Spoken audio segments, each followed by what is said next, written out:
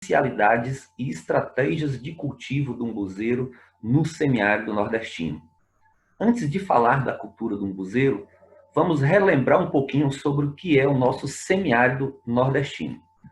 Portanto, de acordo com a SUDENE, o semiárido nordestino compreende essa área que está no mapa aqui, onde envolve os estados do Nordeste e uma parte do estado de Minas Gerais. É caracterizado por apresentar uma quantidade de chuva menor do que 800 milímetros por ano, índice de aridez em torno de 0,5 e risco de seca de 60%. Outras características do semiárido nordestino. Quando a gente fala da vegetação, nós temos uma vegetação bem característica da caatinga e temos uma vegetação que se aproxima da vegetação de cerrado. Portanto, nessa parte mais baixa, que é a parte da caatinga, é marcada por essa heterogeneidade nas condições naturais. Ou seja, o clima é delimitado por duas estações bem definidas. Inverno, que vai de 3 a 5 meses, e verão, de 7 a 9 meses. Além disso, apresenta umidade relativa do ar baixa e alta insolação. Nessa imagem, eu mostro como é que funciona mais ou menos a caatinga. Isso aqui é na região de Anagé, na época seca. Dificilmente a gente encontra algumas árvores verdes, a não ser algumas algarobas, entre outras, mas a maioria das árvores secas, que dão um aspecto esbranquiçado. Por isso a palavra caatinga tem como etimologia mata branca. Quando vem a chuva, ocorre então uma transformação. Em poucos dias, o verde é quem predomina. Portanto, a caatinga, eu sempre digo que é o bioma mais resiliente que nós temos. Então, nós temos essa parte mais alta, que às vezes as plantas, tem uma maior parte de plantas que ficam verde o ano todo, inclusive, e essa parte de baixo, que é a mata branca, propriamente dita. Essa parte mais baixa, que compreende aí altitudes em torno de 300, 400, 500 metros, é onde nós vamos explorar nessa apresentação de hoje, com o objetivo de apresentar potencialidades para o cultivo do umbuzeiro. Embora a caatinga apresente essa resiliência, embora as plantas que estão lá estão adaptadas com essas condições adversas, com a condição de seca, as práticas agrícolas que vêm sendo utilizadas, juntamente com mudanças climáticas, vêm intensificando um fenômeno que é a desertificação. E desertificação pode ser definida aqui como fenômeno de empobrecimento e diminuição da umidade do solo. E isso, então, é um problema, porque faz-se agricultura em áreas inapropriadas, sem assistência técnica e sem critério técnico, portanto. E isso é um dos problemas. Portanto, está na hora de pensar em estratégias para reverter essa situação e para evitar a perda diária da nossa caatinga, desse bioma tão precioso. Então, o que podemos fazer diante desse cenário? A saída está em buscar o conhecimento. Que você que está me assistindo agora está fazendo isso. Você está se capacitando. E a saída está justamente nisso aí. Eu coloquei essa figura onde as pessoas, para vencer um obstáculo, precisou aqui do conhecimento, simbolizado por esse lápis.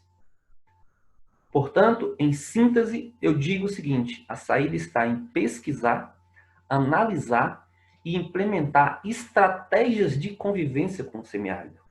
Não se combate seca. O que a gente precisa fazer é conviver com essas condições do nosso semiárido. E aqui eu trago, só como exemplo para vocês, algumas estratégias, dentre tantas que existem, que já vem contribuindo significativamente para a convivência com o nosso semiárido. Uma delas é aqui a cisterna de calçadão, que armazena 52 metros cúbicos de água. Isso representa 52 mil litros d'água. A água é armazenada aqui nessa cisterna, captada da chuva e armazenada.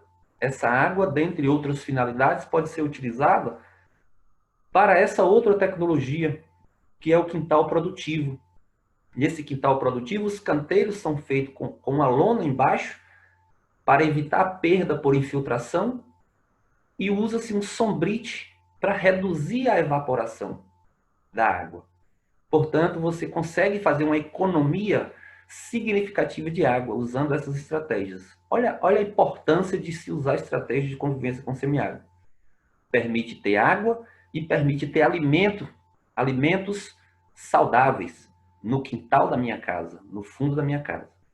Outra estratégia que a gente pode destacar é mesmo aqueles anos que chovem pouco, o pouco de chuva que nós temos, essa água precisa ser armazenada. O barreiro é uma dessas estratégias que pode ser utilizada. Outra que a gente poderia estar apresentando, fazendo uma palestra especificamente sobre isso, são as águas cinzas. A água que sai da torneira, da lavagem das frutas, da lavagem das mãos, do banho, ela pode passar por filtros e ser aproveitada tranquilamente aqui na irrigação de diversas culturas. Quando a gente fala de culturas, por exemplo, no caso da cultura animal, se a gente está no semiárido, eu preciso escolher raças que se adaptam melhor às condições de semiárido. Então nós temos aqui, por exemplo, o caprino boé, que tem se destacado aí na Caatinga. E quando a gente fala de cultura agrícola, da mesmo formato, a gente tem que dar prioridade para aquelas culturas que têm mecanismos de adaptação a esse ecossistema. E aqui eu cito a palma como uma dessas culturas bastante importante. Mas hoje eu não vou falar dessas outras estratégias, só citei. O nosso objetivo aqui é falar especificamente sobre a cultura do umbuzeiro. Então vamos nessa. O umbuzeiro é uma planta extraordinária, uma planta que Euclides da Cunha diz na sua obra, consagrou essa planta como árvore sagrada do sertão, porque ele observou que essa planta tem várias características que a consagrou com tamanha importância. Essa planta é da família Anacardiácea, a mesma família da manga, do caju, um gênero Spondias, que além dessas que eu citei, aí no gênero Spondias, nós temos aí agora a siriguela, o cajá, tá? São algumas das plantas que fazem parte desse gênero. Aí, o nome da espécie é Spondias tuberosa arruda.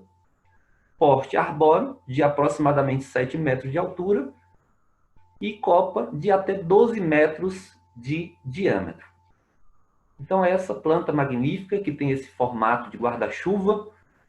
Inclusive, isso não é à toa. Isso é para distribuir melhor a luminosidade ao longo do dia.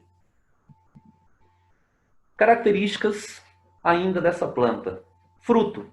O fruto é tipo drupa, cor amarela esverdeada, forma arredondada ou ovalada, apreciado para o consumo in natura. O umbu tem um sabor muito peculiar, tá? Um azedinho muito atraente e é matéria-prima também para a produção de diversos produtos. Aqui uma média da constituição do fruto. Casca representa 22%, polpa 68% e caroço 10%. Aqui está a imagem de um fruto do umbuzeiro. A raiz. Então a raiz, vale a pena a gente dar um destaque aqui agora. Porque quando a gente coloca que essa planta é uma planta que se adapta às condições de semiárido, um dos mecanismos mais importantes de adaptação está justamente nas raízes. Embora essas raízes são relativamente rasas, mais ou menos 1 metro de profundidade, ela apresenta essa estrutura chamada de xilopódio. Também recebe o nome de túbera ou batata. Esses xilopódios armazenam água, mucilagem, glicose, tanino, amido, entre outros ácidos. É rico ainda em nutrientes. Inclusive, umbu, árvore que dá de beber, está relacionado a essa estrutura. O significado etimológico da palavra umbu ou imbu. Portanto, nós podemos chamar de umbuzeiro ou imbuzeiro. Do ponto de vista da linguagem, os dois termos são corretos. Pode ser umbu ou imbu.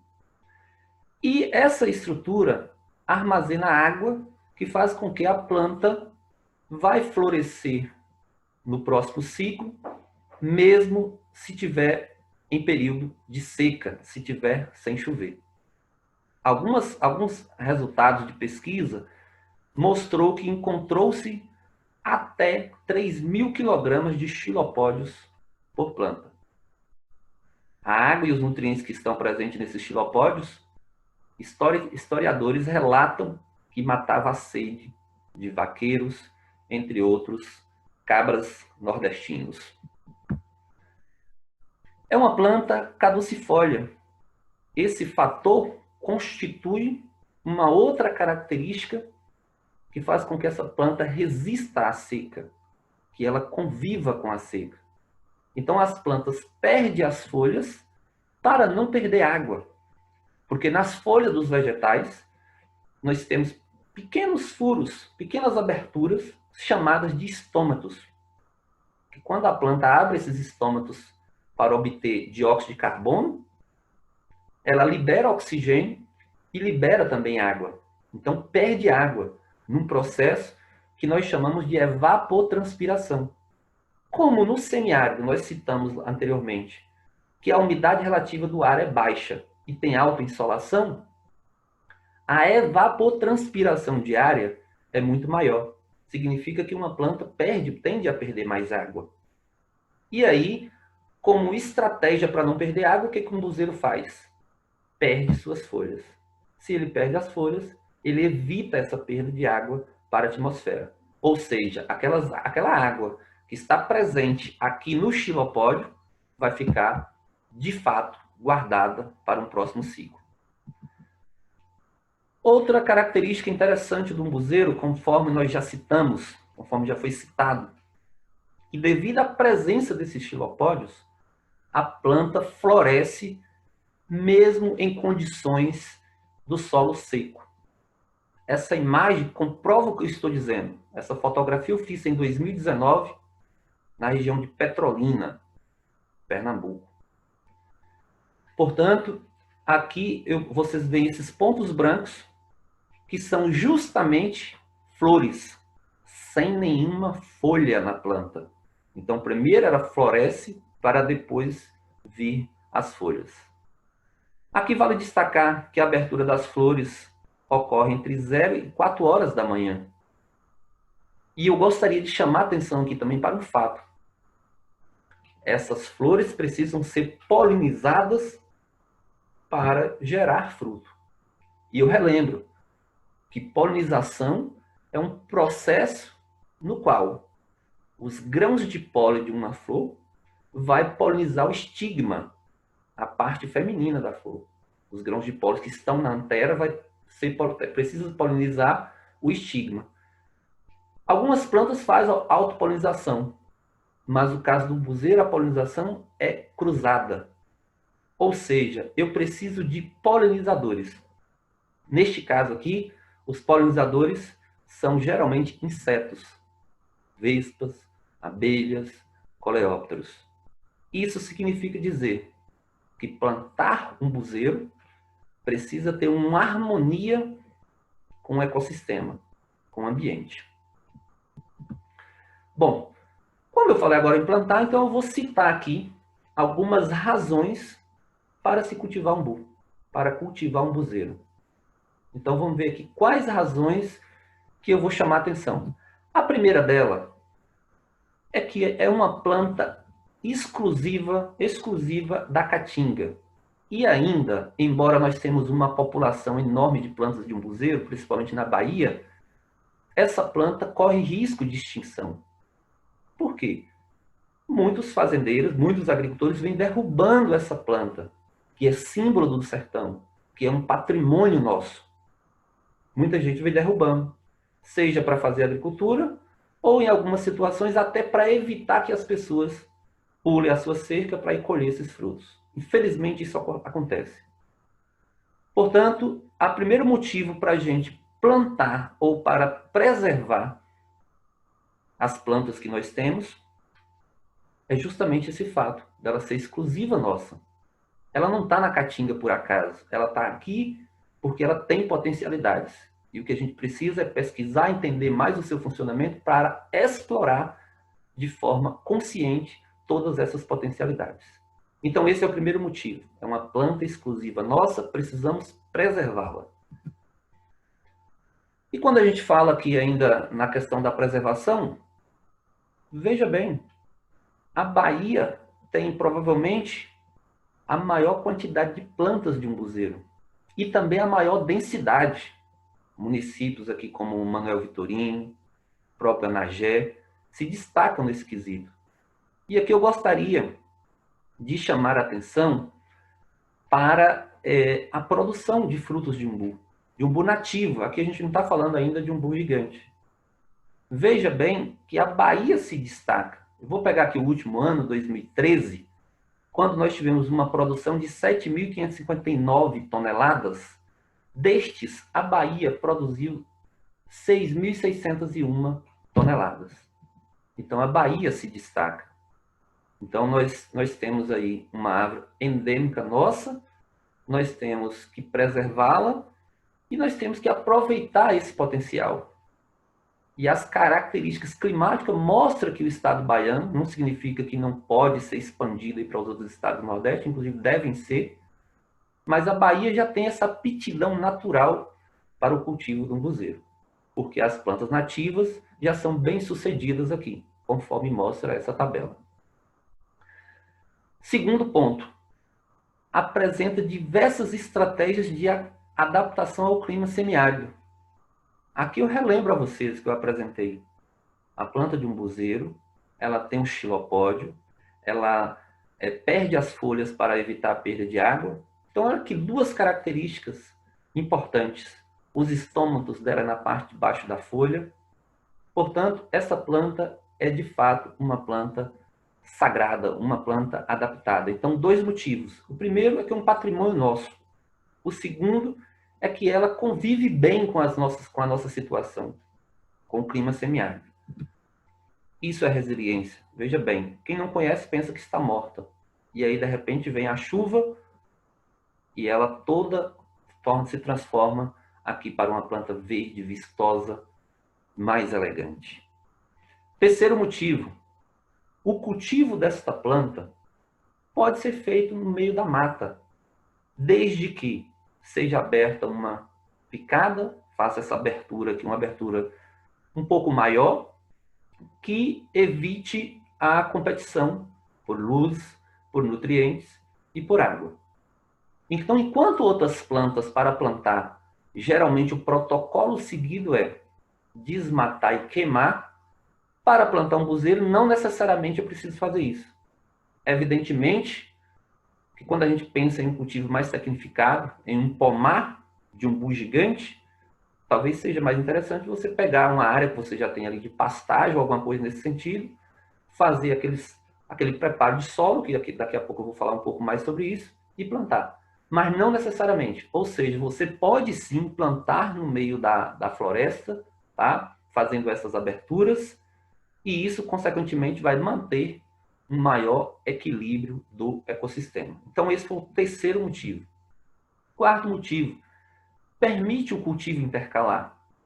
Mais na frente eu vou falar de quanto tempo essa planta demora para produzir, para começar a produzir, mas de antemão, mesmo que demore um período, nesse período, se você fez o plantio não dentro da mata, mas você fez um plantio numa área aberta, que você programou para essa finalidade, intercalar as plantas de umbuzeiro, pode-se plantar outras culturas. Aqui eu mostro em duas imagens, uma imagem aqui da Prefeitura Municipal de Vitória da Conquista, plantio de palmas, tá? Próximo ao umbuzeiro. Lógico que se deixar um espaçamento, inclusive para colher a palma. Aqui uma foto de Deusdete Amorim, mostrando aqui o cultivo de culturas anuais, feijão em meio às plantas de umbuzeiro. Aqui eu tenho uma planta de umbuzeiro, aqui eu tenho outra planta de umbuzeiro. Então, há essa possibilidade de você obter lucro até que a planta comece a produzir. Aqui eu gostaria de destacar algumas culturas que podem ser usadas para fazer isso. Maracujazeiro, E aqui eu destaco maracujazeiro do mato, que é aquele verde, também chamado de maracujá azedo, que, do meu ponto de vista, é mais saboroso e tem outras características importantes. Eu vou destacar três. Resiste mais à seca, o fruto é menos perecível e com menor possibilidade de ocorrência de doença. Então, uma cultura interessante para intercalar com o buzeiro pode sim ser o maracujá do mato. Outras, palma, milho, feijão. Quando falo dos feijões, eu deixei aqui bem destacado o andu. O andu é uma planta muito interessante, porque além do ponto de vista do produto que ela vai gerar, ela ainda melhora a estrutura física do solo. O sorgo, a gliricídia, então são outras plantas que podem ser estudadas para fazer o plantio intercalar com o buzeiro. Então ele permite isso. Então nós já temos aqui 4 motivos para cultivar umbu. O quinto, contribui para a permanência do homem no campo. Aqui eu trago um exemplo prático. Essa foto panorâmica eu tirei no sítio de Zé de Lé, na Fazenda Gameleira, no município de Anagé, onde o nosso amigo relata que, se não fosse o umbuzeiro, se não fosse um umbu gigante, ele hoje estaria morando, talvez, num grande centro urbano, aí, numa cidade, numa metrópole, em São Paulo, respirando um ar mais poluído e sabe lá em que condições. Hoje ele está bem, ele faz muda, ele vende fruto e, consequentemente, ele faz esse agradecimento à cultura do umbuzeiro. Ele permaneceu na sua comunidade, ele não praticou o êxodo rural. Portanto, daí mais um benefício, mais uma razão para cultivar uma cultura que a gente sabe que ela funciona bem nas nossas condições de semiárido. Terceiro, gera emprego e renda. Observe essas fotos. Essa fotografia eu tirei às margens da rodovia em Anagé, que corta o município, e esse vendedor, ele me relatou que aqui ele estava dando um sorrisão, vale destacar. Eu não quis mostrar, por questão de ética, não mostrar o rosto dele, mas ele estava muito feliz. Sabe por quê? Porque ele me falou que estava faturando 3 salários mínimos vendendo umbu. E aqui não é um umbu gigante, aqui é um umbu nativo. Então, se com umbu nativo já se possibilita uma rentabilidade, imagine com um umbu gigante. Então, ele comercializando aqui, ele fatura em torno de 3 salários mínimos por mês. Então, gera emprego. Tá? Ele consegue fazer isso pelo menos 2 meses e meio. Aqui nós mostramos uma foto da prefeitura de Petrolina, na qual várias pessoas estão trabalhando aqui na colheita e no beneficiamento, embalando aqui os frutos. E estão também, de novo, gerando emprego e gerando renda. Então, esse foi o 6º motivo. O 7º motivo, está 6 aqui, mas é o 7º. Apresenta diversas possibilidades de industrialização. Aqui eu trago uma foto de Marilda, tá? Da Coproaf, de Manuel Vitorino, onde ela apresenta aqui diversos produtos que podem ser feitos a partir do umbuzeiro. O 7º, que na verdade é o 8º, existe um grande nicho de mercado a ser explorado pela cultura do umbuzeiro. Hoje, a cultura está predominantemente no Nordeste. Muitas pessoas de outros estados no Brasil ainda não conhecem esse fruto, o umbuzeiro, o umbu. Isso significa que é um mercado para ser explorado, sem contar as possibilidades de exportação, tanto dos produtos industrializados, quanto do fruto in natura. Outro motivo, os plantios comerciais são escassos, ainda são poucos. Poucos produtores acreditaram na cultura. Eu tenho um exemplo aqui de seu Dodô que acreditou e hoje já obtém renda. Seu Dodô é um produtor da fazenda Pedra Preta, no município de Anagé, aqui também na Bahia. Portanto, ele acreditou e hoje ele obtém renda dessa cultura. A colheita é feita já pela pessoa que compra, então ele não tem praticamente trabalho nenhum. Compatível com a agricultura familiar e com a agroecologia. Olha que maravilha! no momento que a gente está diante de uma agricultura convencional, que faz uso intensivo de agrotóxicos, o umbuzeiro dá para ser trabalhado usando os princípios da agroecologia e usando a mão de obra familiar, um dos fatores que caracteriza a agricultura como familiar. Então, no cultivo do umbuzeiro, as atividades podem ser realizadas essencialmente pelo núcleo familiar. Os plantios podem ser feitos utilizando as práticas agroecológicas de produção. Veja bem, uma planta aqui sendo cultivada em meio à vegetação, mantendo aqui o que nós chamamos de biodiversidade. Então, aqui ele está fazendo uma bacia, depois vai ser colocada aqui a cobertura morta, tá? Que são práticas agroecológicas de produção. Um outro motivo, tá? Tá aqui 10º, mas já é 11º motivo, o fruto de excelentes propriedades nutritivas. Veja bem, valor energético, carboidrato, proteínas, fibra alimentar. Aí vem aqui um monte de minerais com destaque para o cálcio, manganês, magnésio. Mas eu gostaria de destacar aqui, ó, a grande quantidade de vitamina C presente no fruto do umbu. A vitamina C potencializa o nosso sistema imunológico, por exemplo. A gente resiste melhor às doenças quando a gente tem uma dieta, tá? Boa em vitamina C. Daí a importância desse fruto e de seus derivados, inclusive com possibilidade de ser utilizado aí na merenda escolar. Muito melhor do que diversos outros produtos que são utilizados. Bom, então apresentamos aí algumas razões para se cultivar umbuzeiro. Agora, nós vamos mostrar um pouquinho das estratégias para a implantação dessa cultura. Algumas dicas de manejo. Primeiro, quando se quer plantar uma cultura, a primeira análise que se faz é a análise de mercado. Qual mercado eu quero? É o mercado interno? É o mercado externo? É o mercado do fruto in natura? Ou eu vou trabalhar com processamento? Ou os dois. Posso vender uma parte in natura e também processar uma outra parte. Todos esses mercados aí estão abertos para a cultura do umbuzeiro, para o fruto do umbuzeiro. Todos esses mercados. Então, basta você definir um. Por que é importante definir? Porque aí você vai fazer o que nós chamamos de planejamento. Planejamento. Bom, uma vez que você já definiu qual mercado você quer atingir, você agora escolhe a região.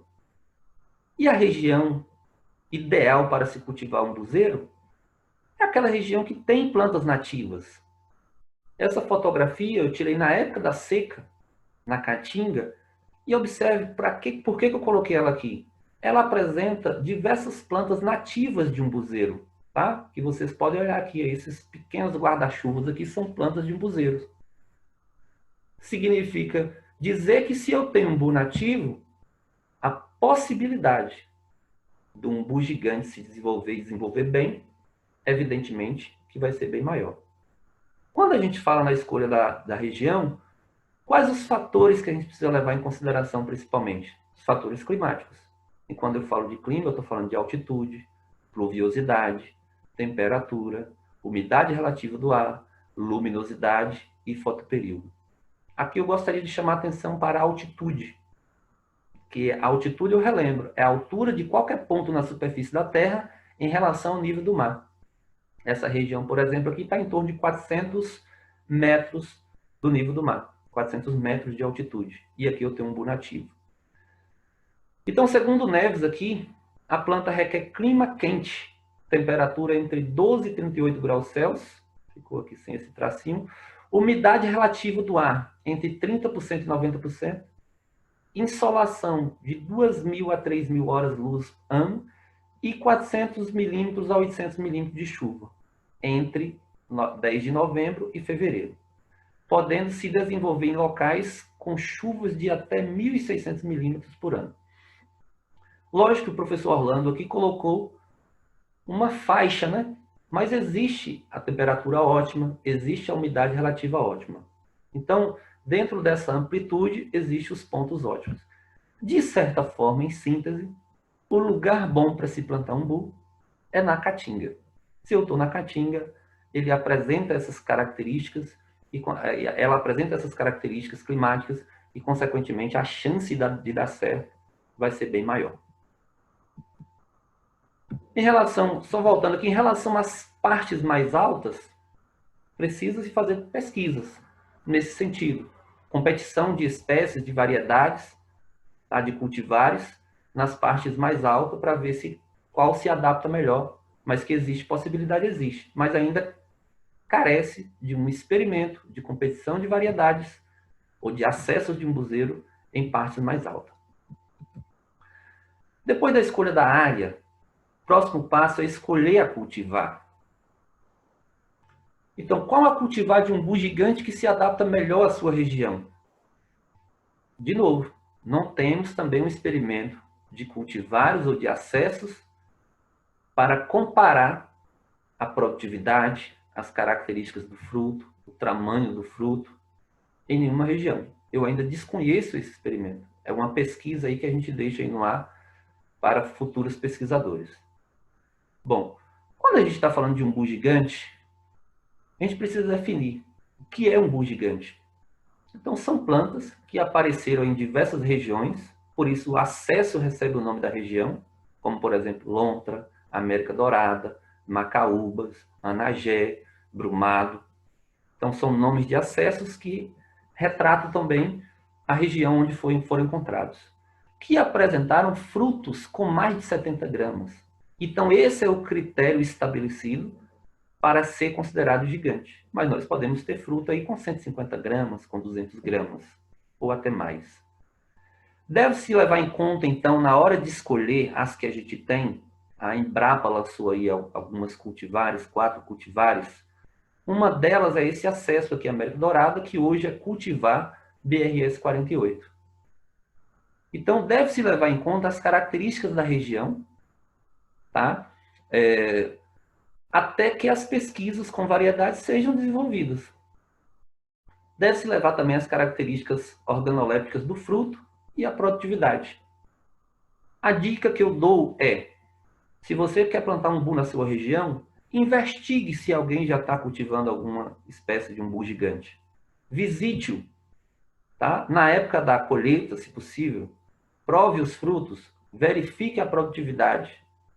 Outra dica importante é que se você vai plantar numa região que não tem ainda nenhuma planta de umbuzeiro, nem nativo e nem gigante, utilize mais de uma cultivar. Tá? Planta 3 ou 4 tipos, pelo menos, de cultivar, porque se uma não der certo, a outra vai dar certo. Então, essa é a dica que eu deixo nesse momento. Bom, então, para escolher uma área para se plantar, então a gente falou aqui da escolha da cultivar, e agora vem a escolha da área. Então, dentro de uma região, eu tenho vários tipos de área. Área mais alta, área mais baixa, área com sujeito a alagamento. Então, é justamente isso aqui. Eu deixo aqui 6 pontos importantes na escolha da área para o plantio. Evitar áreas sujeitas a alagamento. Procurar uma área que seja próxima de uma fonte de água. Por quê? Porque quando você faz o plantio do umbuzeiro, nos primeiros anos, é importante você fornecer água para essas plantas. Você fazer uma molhação nessas plantas. Por que isso? Isso vai dar vigor para as plantas. Alguns trabalhos feitos por colegas mostram que quando você faz esse acompanhamento nutricional e essa irrigação nas plantas, ela desenvolve mais rápido, podendo superar o período juvenil e começar a produzir mais precocemente. Os solos, como requisito, deve ter uma profundidade mínima de 1 metro, evitar solos que tem algum sinal de salinização, procurar solos com textura média e, lógico, um solo que tem uma boa fertilidade. Evidentemente que essa fertilidade não é um motivo para desistir. Se não existir a fertilidade, há possibilidade e deve ser feita a correção do solo e a aplicação de fertilizantes, ou seja, deve ser construída essa fertilidade. Aqui eu mostro uma área, tá, que tem potencialidades. Lógico que essa parte mais baixa tem que ter esse cuidado, porque caso ocorra um alagamento, dentre outros fatores, eu posso ter podridão de raízes. Eu posso favorecer aí a ocorrência de doenças fúngicas. Escolheu a área, vamos então preparar a área. Anteriormente eu citei que a planta pode ser cultivada no meio da floresta. É uma possibilidade. Mas quando a gente fala num cultivo mais tecnificado, com o objetivo de atingir um determinado mercado, você vai pegar uma área limpa. E aí nessa área você vai fazer o preparo da área, vai depender da finalidade do agricultor e das condições dele. Nem sempre será necessário fazer aração e gradagem. Quando é que se vai fazer aração e gradagem? Quando você tem o intuito de fazer o cultivo de uma cultura intercalar. Aí você vai fazer um preparo na área toda, um preparo mais homogêneo. Mas se você deseja plantar só um buzeiro, você simplesmente pode fazer o que foi feito aqui. Abrir uma cova, depois a gente vai falar dessa estratégia de cova ou berço, tá? E plantar no meio mesmo o capim, tá? Não tem problema. Então, é um preparo mínimo de solo. Bom, então nós já temos a região, nós já temos a área, já fizemos o preparo da área. Agora é hora, então, de adquirir as mudas. A recomendação é justamente essa. É você comprar as mudas de um viverista idôneo, um viverista responsável. Na hora de comprar essas mudas, é interessante observar alguns fatores. A idade da muda, o sistema radicular, porque se você levar uma muda muito velha para o campo, que o sistema radicular apresenta torto ou apresenta enovelamento, consequentemente você vai precisar ir cortar, fazer ferimento, ou se você plantar desse jeito no campo, essa semente torta vai impactar no desenvolvimento da planta. Portanto, observe essa parte de baixo aqui, como é que está o sistema radicular. Observar também o estado fitossanitário, principalmente no que tange a podridão de raízes. Porque doenças foliares você consegue corrigir. Muitas vezes no próprio campo a planta supera esses problemas e ela revigora e ela recupera. Analisar também o vigor, se a planta está vigorosa, se a planta está vistosa, se a planta está bonita. Bom, esse é o primeiro caminho, é você dar prioridade a fazer a aquisição de mudas de um viverista idôneo. Mas, se você, juntamente com sua associação, um grupo de produtores, ou mesmo individualmente, resolva fazer sua muda, você tem que ter ciência que essa muda pode levar aí 1 ano ou até mais para ficar pronta. É o primeiro pensamento dentro do seu planejamento. Mas se você está com esse planejamento e disposto a fazer isso, você vai precisar construir um viveiro.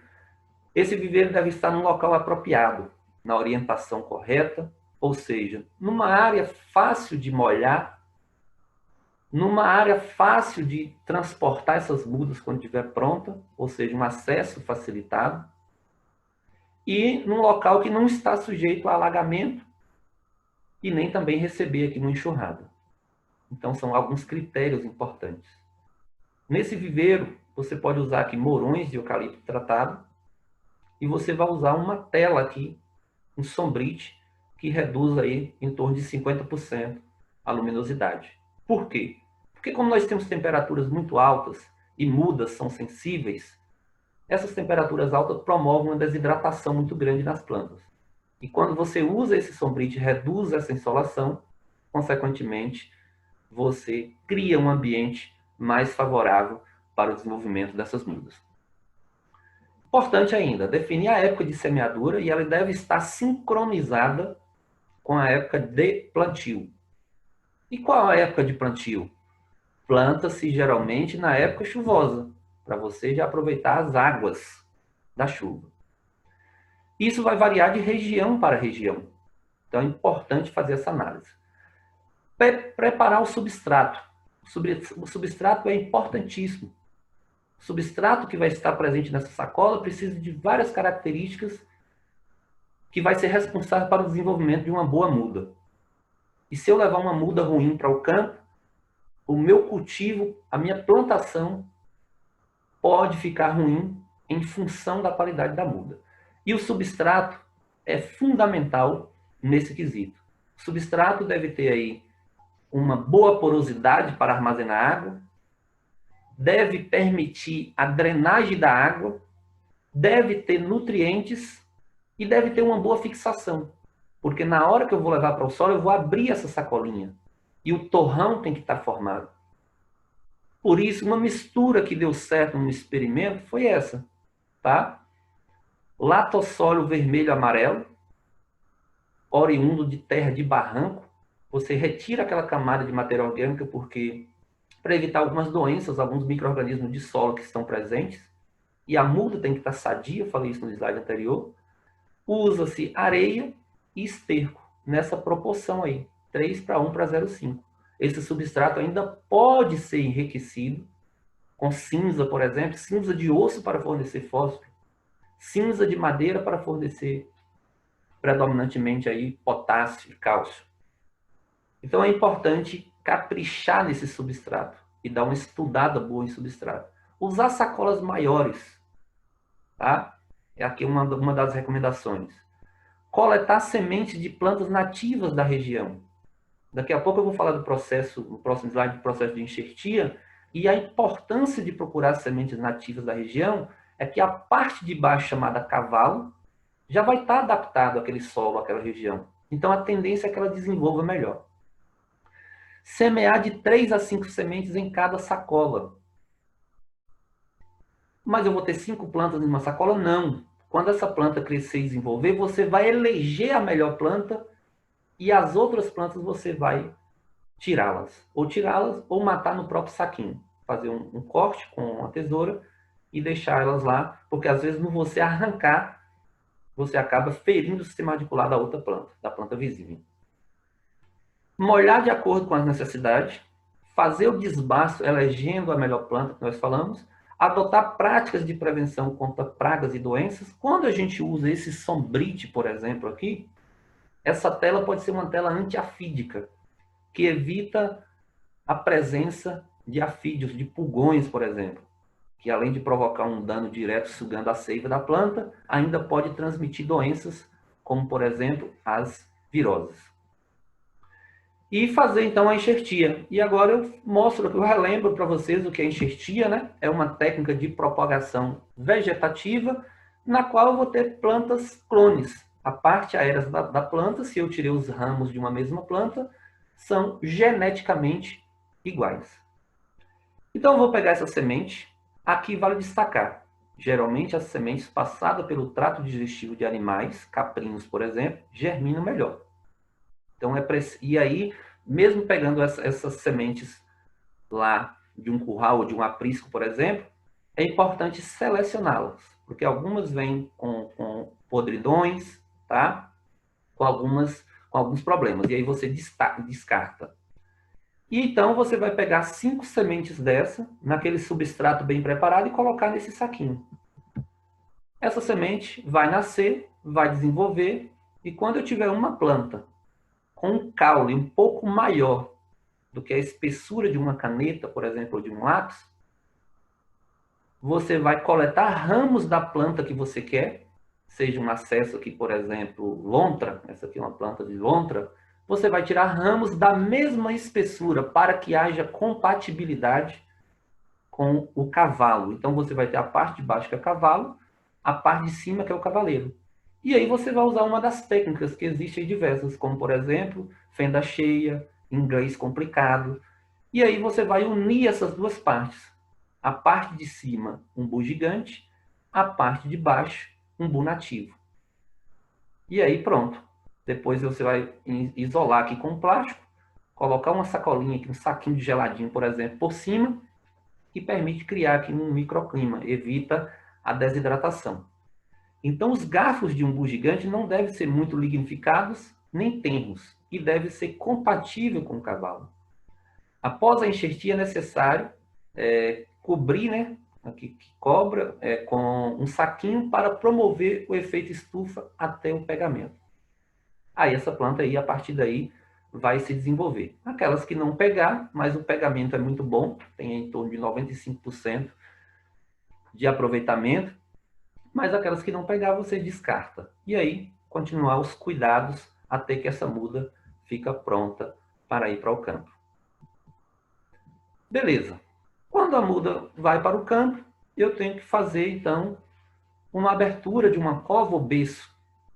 Tá? Antes disso, caso haja necessidade, no seu planejamento deve ter sido feito lá na área de solo, para fazer a correção, principalmente aqui com calcário, se necessário. É importante também definir um espaçamento, e esse espaçamento está de acordo com o seu planejamento. Uma das recomendações é um espaçamento de 10 por 10, que vai conferir um total de 100 plantas por hectare. Eu relembro que um hectare corresponde a 10 mil metros quadrados. Uma área um pouco maior do que um campo de futebol. A abertura dessas covas ou berço deve ter mais ou menos 60 por 60 por 60. 60 centímetros de profundidade, de largura e de comprimento. Essas três dimensões. Bom, é interessante que você tira a parte de cima, deixa de um lado, e a outra metade de outro lado. Na hora de fazer o plantio e cobrir com a terra, você faz o contrário. A parte que você tirou de cima, você coloca embaixo, porque ela está mais rica em nutrientes e vai ficar próxima às raízes. Importante fazer essa bacia de captação, não deixando essa parte aqui embaixo, que ao mesmo tempo que não permite o alagamento do sistema radicular aqui da muda, vai permitir a água, que essa água infiltre nessa região, para você aproveitar aí as águas pluviais, a água da chuva. E depois de tudo isso aqui, qualquer material seco que você tem aí de cobertura morta, forrar o máximo possível, tá? De cobertura morta, porque ela vai conferir aí uma conservação da água no solo. Essa cobertura morta, ela vai se degradando e vai virar nutrientes, e essa cobertura morta intensifica a ação microbiológica, que é importantíssima. Basta a gente relembrar o trabalho de Ana Primavesi, que destaca que o solo é um organismo vivo. Eu preciso dessa microbiota ativa no solo. E a matéria orgânica favorece esse ambiente. Bom, alguns cuidados após o plantio. É necessário que essa planta seja tutoriada. Esse tutor é um suporte para a planta não cair ou não ser derrubada pelo vento, e até mesmo para esse vento não provocar aqui uma desestabilização na planta. É importante fazer essa amarração aqui em 8, tá? Em um nó, em 8, para não estrangular a planta. Essa planta deve ser molhada regularmente. Quantos litros de água e de quanto em quantos dias? Depende. Um critério interessante é analisar a evapotranspiração diária. E aí você encontra isso aí em sites. Ela vai te dar em milímetros. Se aparecer lá 5 milímetros, significa que a evaporação ela está em torno de 5 milímetros por metro, 5 litros por metro quadrado. E aí você vai suprir pelo menos essa necessidade. Se você quer molhar de 2 em 2 dias, então você vai colocar diariamente 10 litros de água. É uma base. Lógico que isso precisa ser analisado melhor. Retirar as plantas concorrentes, tá? As plantas espontâneas que possam aparecer aqui e competir com ela. Então é necessário ter essa atenção. Retirar também aqui alguns ramos. Então a parte de baixo, que é o cavalo, eu não quero que saia ramos dele aqui para formar a planta. Então os ramos que sair na parte do cavalo, eu preciso retirá-los. Adubar, sempre na dúvida, coloque matéria orgânica. Matéria orgânica que vai fazer bem, do ponto de vista físico, químico e biológico. Controlar pragas e doenças que possam aparecer aqui. Não é tão comum, mas se aparecer, você vai controlar e procurar aí sempre um controle alternativo. E, além dessa desbaixo que eu falei dos ramos ladrões que podem aparecer aqui, é necessário também fazer a poda de formação. E essa poda de formação é aquela que deixa a planta em um formato de taça, mais ou menos, que eu vou mostrar nos slides seguintes. Observe que aqui eu tenho um pomar estabelecido, lá no IF Baiano, uma imagem aqui do professor Sérgio Donato. Então, plantar um pomado que a gente imagina que deve ser esse o formato de um cultivo comercial de umbu gigante. Observe que essas plantas estão podadas, num formato aqui de taça, tá? E aí você vai conduzir até uma certa altura, para facilitar, entre outras coisas, a colheita, inclusive. E aí vamos falar um pouquinho de ciclo de produção. Quando é que começa a produzir? Depende. Depende. Depende, inclusive, dentre outras coisas, além das questões genéticas, depende dos tratos que você vai dar para a planta. Mas nós temos aí resultados de plantas produzindo com 4 anos, com 5 anos. Então veja bem que aqui é um pomar estabilizado, podado, adubado, com a bacia de captação de água. Então, nos moldes que a gente imagina do umbuzeiro como cultura. Bom, falando ainda do ciclo, né, a planta ela tem uma longevidade grande. Acredita-se que até 100 anos pode sobreviver aqui, pode viver uma planta de umbuzeiro. Em termos de floração, de reprodução. Então, a planta ela vai ter a diferenciação floral, depois vai ter as flores. Após 60 dias da abertura das flores, você vai ter o fruto. Por que esse dado é importante? Para você planejar a colheita. Então, tudo na agricultura tem que ter planejamento. E essa informação é importante por isso. E aí, essa frutificação, ela pode durar aí de 40 a 60 dias. Tá? Então, permite você fazer na mesma planta a colheita em várias etapas. Beleza. Pragas e doenças. Vou citar aqui uma praga que aparece na maioria das frutas, tá?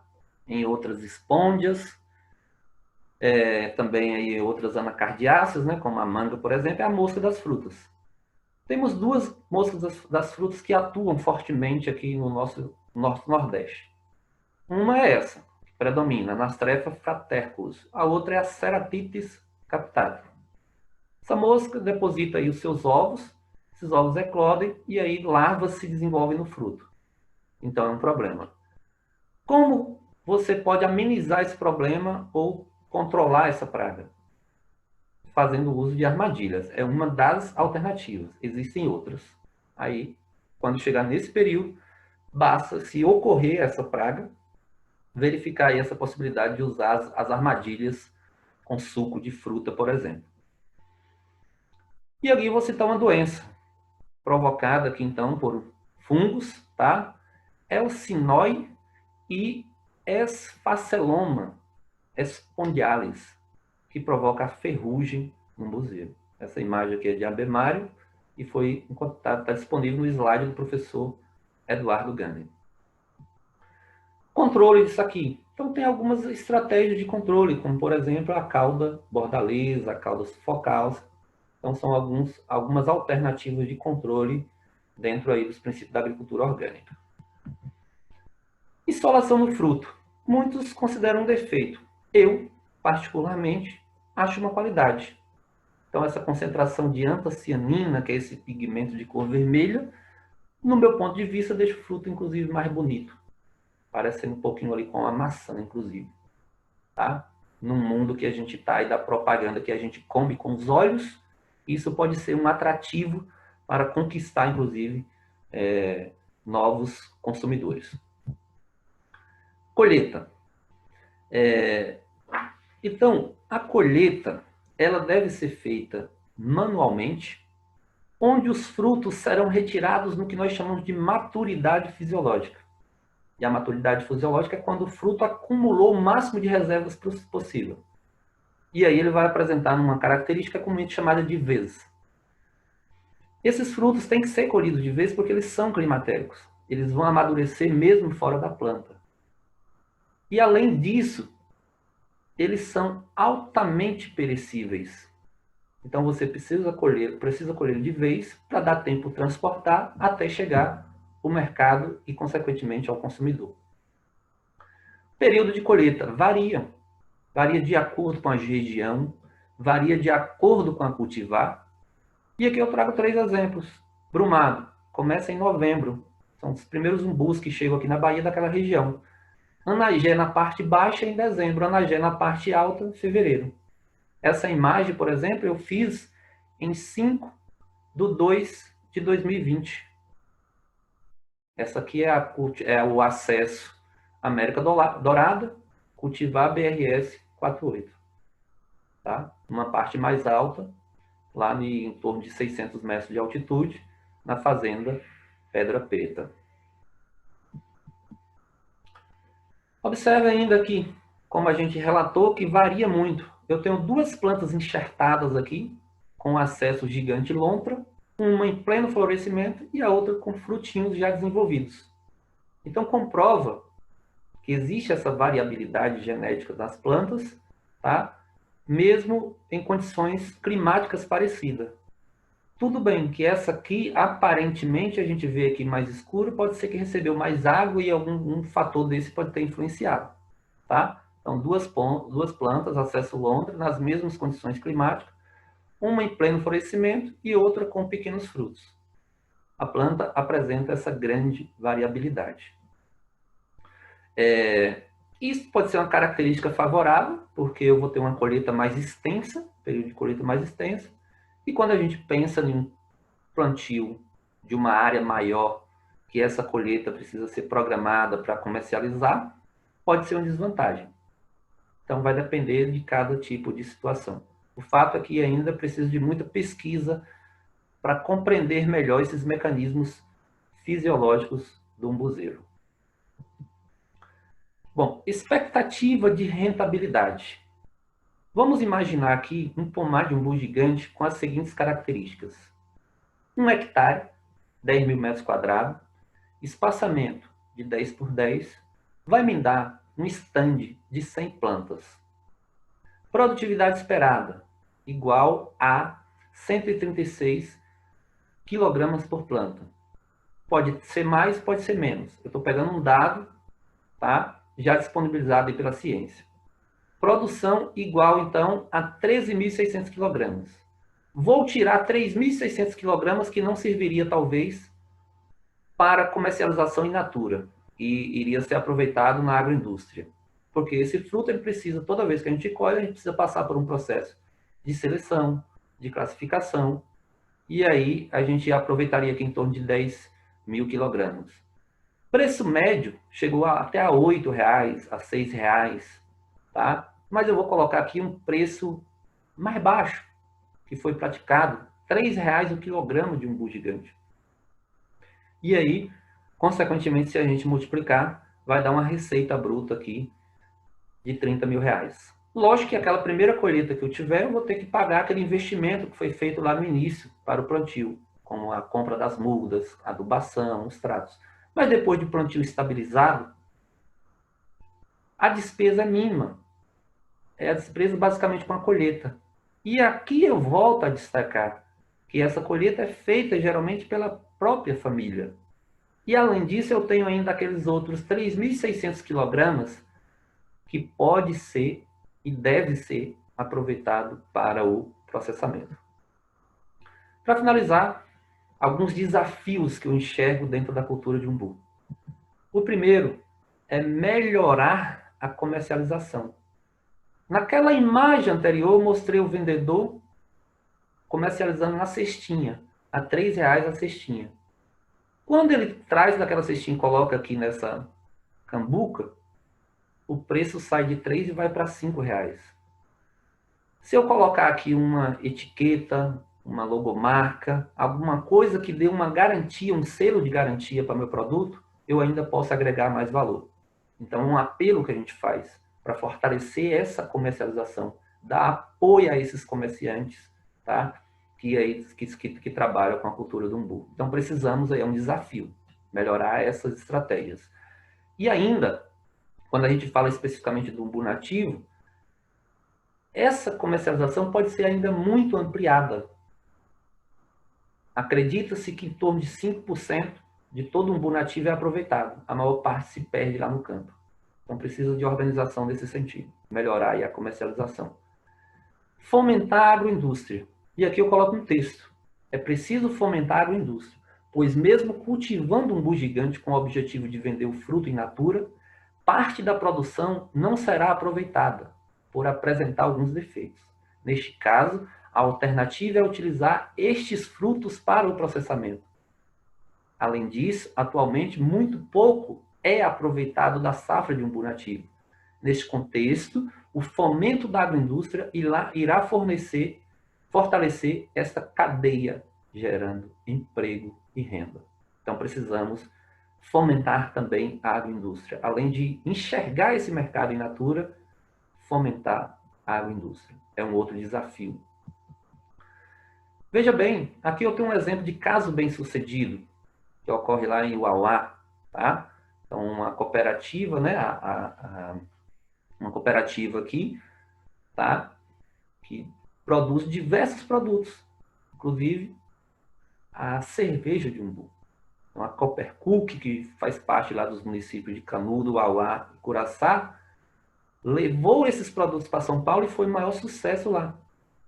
Então, quando eu citei lá inicialmente que nós temos um mercado a ser explorado, uma das alternativas está na agroindústria justamente por ter essa facilidade de transporte, esse maior tempo de prateleira, por exemplo, são alguns benefícios. Para isso é necessária a criação de rótulos padronizados, desenvolvimento da logomarca, análise microbiológica, que dá essa garantia do ponto de vista da saúde, gestão administrativa e contábil.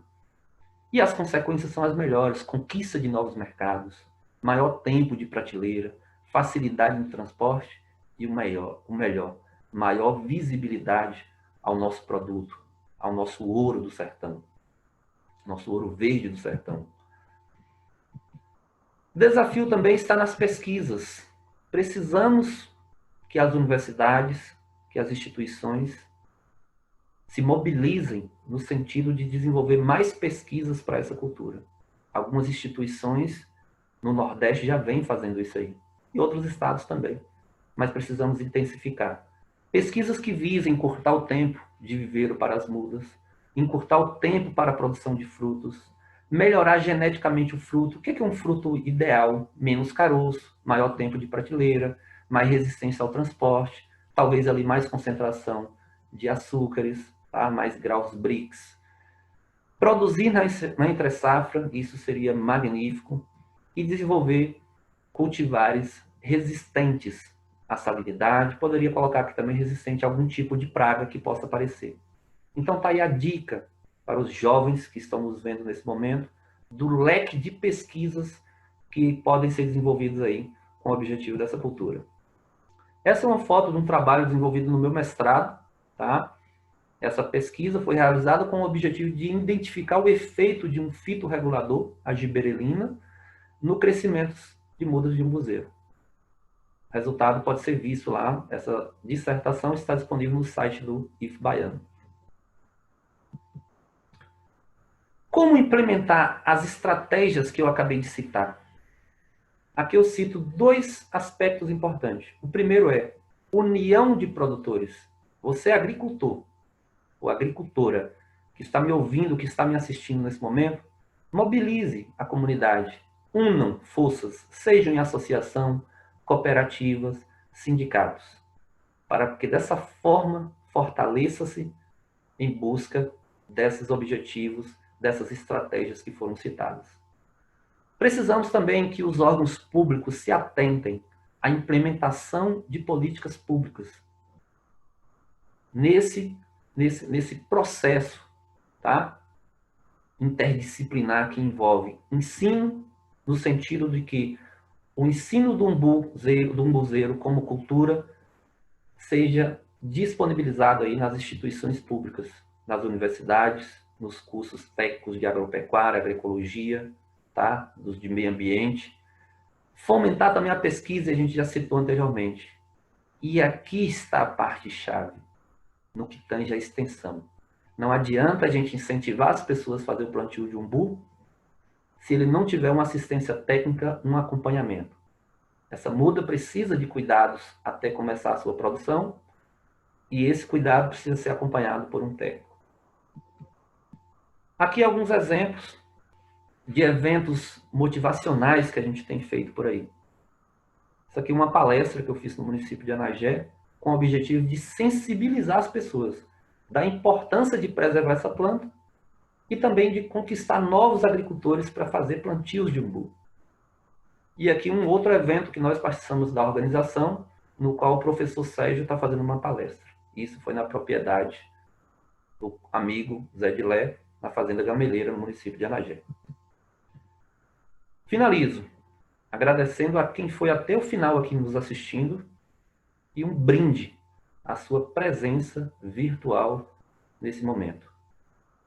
Um forte abraço e até a próxima.